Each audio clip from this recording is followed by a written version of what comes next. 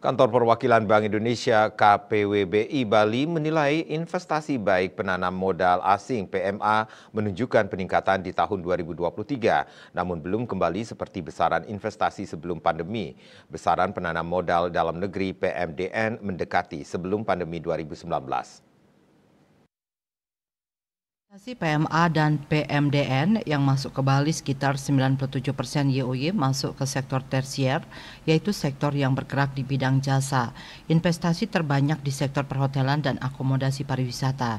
Deputi Kepala KPWBI Bali IKA Diah Utari menerangkan, kondisi ini memberikan peluang khusus untuk investasi di sektor primer seperti pertanian perikanan.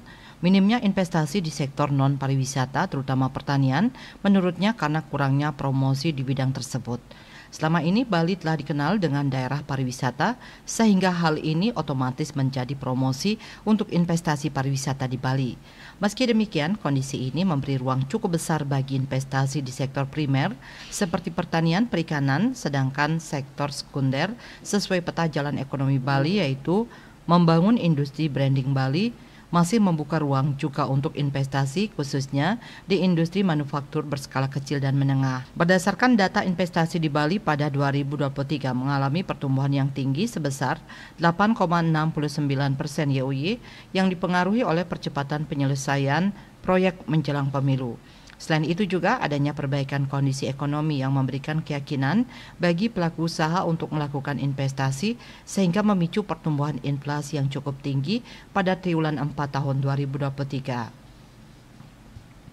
Diharapkan proyek multi-year seperti Pusat Kebudayaan Bali dan Jalan Tol Jakarta-Kerti bisa berkembang karena mempunyai daya ungkit yang cukup besar terhadap pertumbuhan ekonomi Bali. Terlebih lagi, tahun ini saja wisatawan yang ke Bali ditargetkan 7,5 juta wisatawan. Target ini menurutnya perlu didukung akomodasi yang memadai. Dengan adanya suplai akomodasi yang memadai, maka akan menambah jumlah wisatawan yang menambah jumlah aktivitas perekonomian yang nantinya akan meningkatkan perekonomian Bali.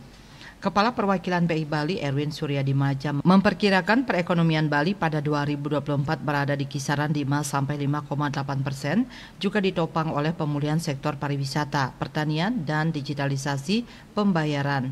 Dengan giatnya digitalisasi pembayaran mendorong akses masyarakat untuk melakukan pembayaran non-tunai yang akan meningkatkan akses keuangan formal. Erwin menambahkan dari sisi investasi memang memiliki daya dorong yang besar.